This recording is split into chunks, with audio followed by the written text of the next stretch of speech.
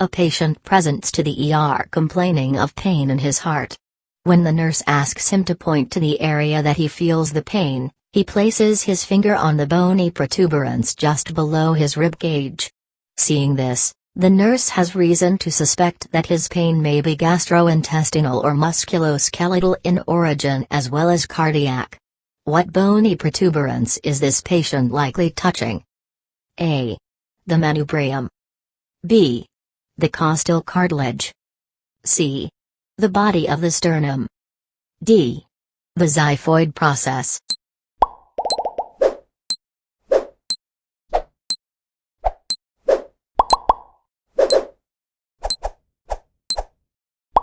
The answer is D.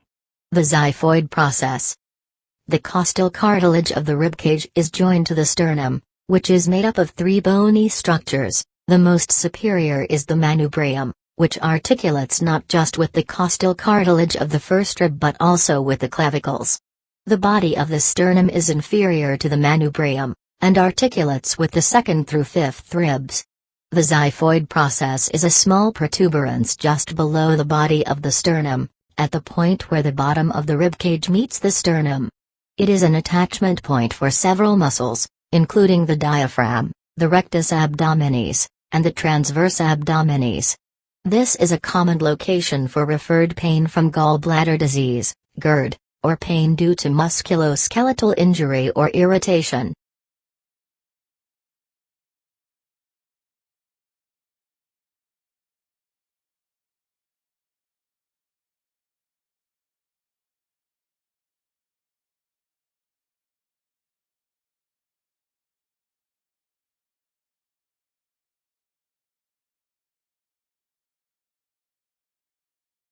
Which of the following is the name of the bony landmark that forms the ridge of the brow?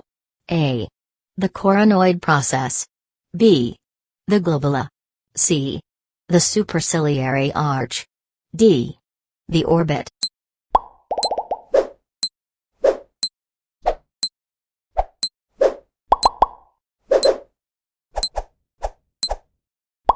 The answer is C. The superciliary arch. The bony ridge of the brow is formed by the superciliary processes. Superciliary means super, or above, cilia, the lens of the eye. The orbit refers to the bony socket in which the eye sits. The globula is the small depression between the eyebrows where the 2 superciliary arches meet. The coronoid process is part of the mandible, or jawbone, and unrelated to the brow. What structures of the skull form the cheekbones? A. The mental protuberance. B. The pterion. C. The zygomatic arches. D.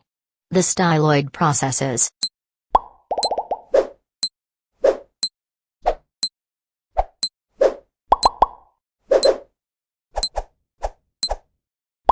The answer is C.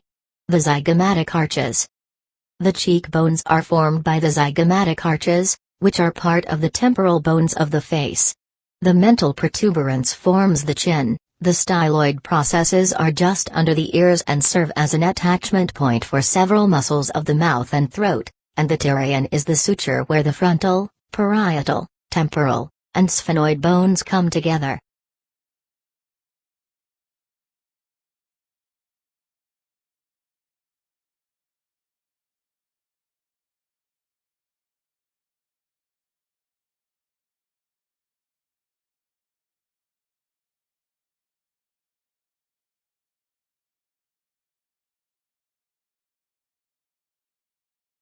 Which of the following is the name for the foramen that forms the ear canal? A. The internal auditory meatus. B. The foramen oval. C. The foramen rotundum. D. The external auditory meatus.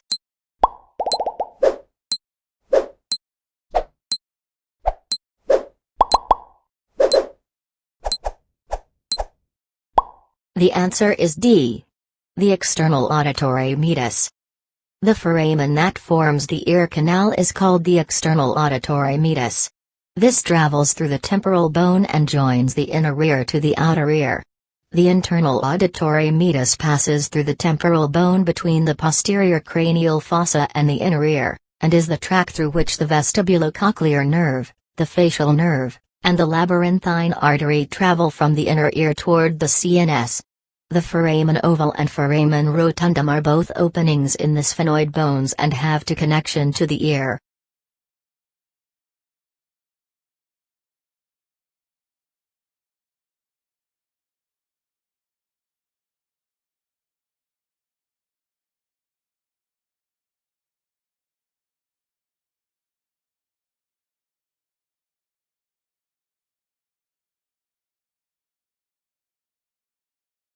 What is the name of the large opening through which the spinal cord exits the skull?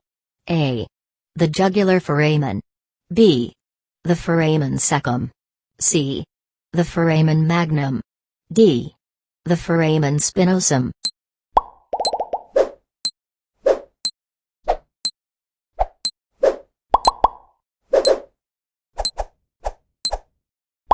The answer is C.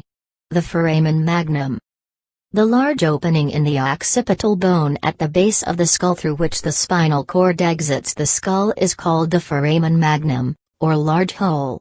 It is by far the largest foramen of the skull, and generally measures 1.5 to 3.5 centimeters in the normal adult.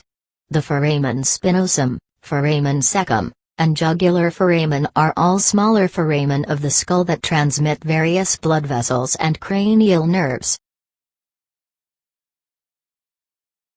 Which of the following bony landmarks of the skull is an attachment point for the splenius capitis, the longissimus capitis, and the posterior belly of the digastric muscle? A. The mandibular condyle. B. The mastoid process. C. The coronoid process. D. The styloid process.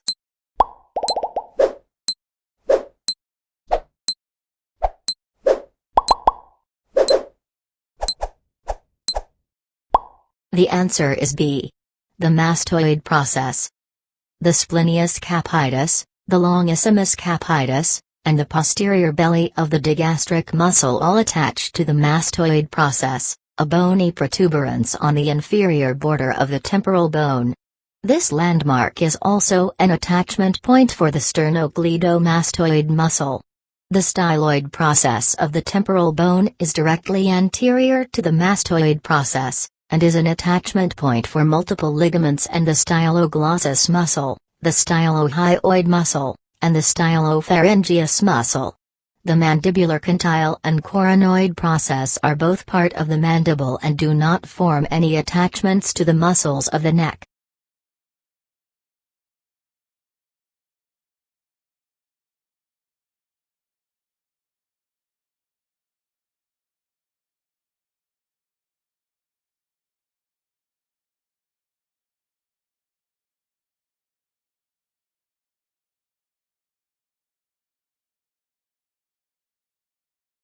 The inferior alveolar nerve exits through what opening in the skull?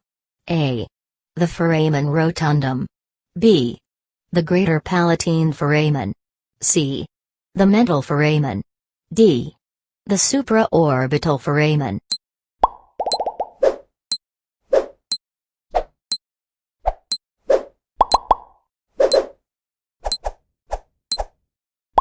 The answer is C. The mental foramen. The inferior alveolar nerve exits through the mental foramina of the chin. This nerve is a branch of the mandibular nerve and supplies sensory innervation to the lower teeth. The foramen rotundum transmits the maxillary nerve. The supraorbital foramina transmit the supraorbital artery, vein, and nerve. The greater palatine foramen is located in the palatine bone and transmits the greater palatine nerve, artery, and vein.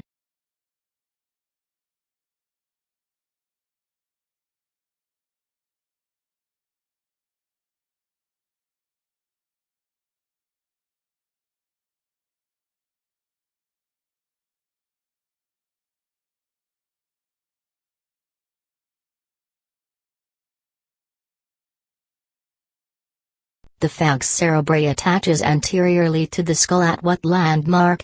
A. The orbital plate. B. The cribriform plate. C. The ethmoidal labyrinth. D. The cristogale.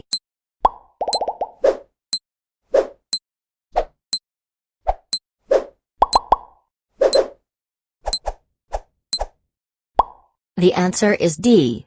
The cristogale. The falx cerebri, the dura that separates the two hemispheres of the brain, attaches to a bony projection of the ethmoid bone called the cristogale, or crest of the rooster.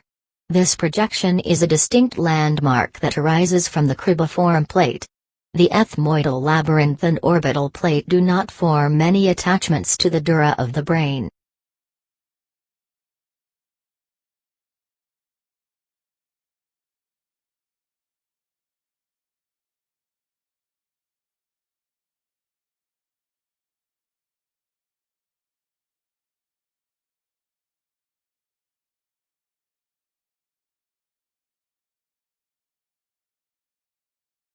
The supraspinatus tendon passes under what bony projection of the scapula?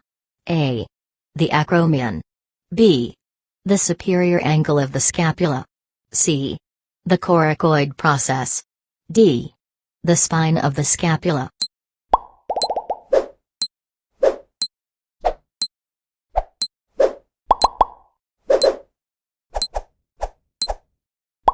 The answer is A. The acromion. The supraspinatus tendon passes under the acromion, a bony hook-like process at the end of the scapular spine. Inflammation of the supraspinatus muscle or tendon can quickly lead to entrapment of this muscle under the acromion, causing pain and reduced mobility. The coracoid process, another projection from the anterior scapula, is an attachment point for several muscles and ligaments, including the pectoralis minor and the short head of the biceps brachii.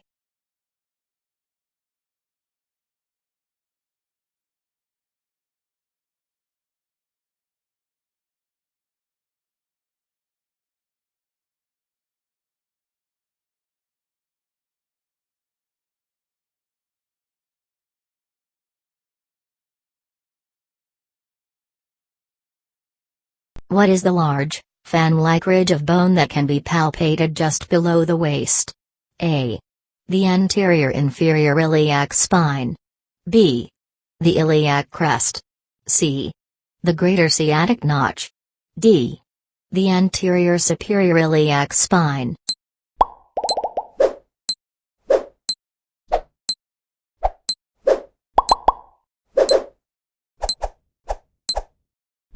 The answer is B.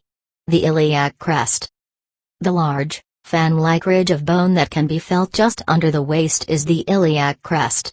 The anterior superior iliac spine and the anterior inferior iliac spine are smaller protuberances on the ilium that are important landmarks for assessing malpositions of the bones of the sacroiliac joint. The greater sciatic notch is in the posterior ilium and serves as a passage for several muscles and nerves of the pelvic girdle.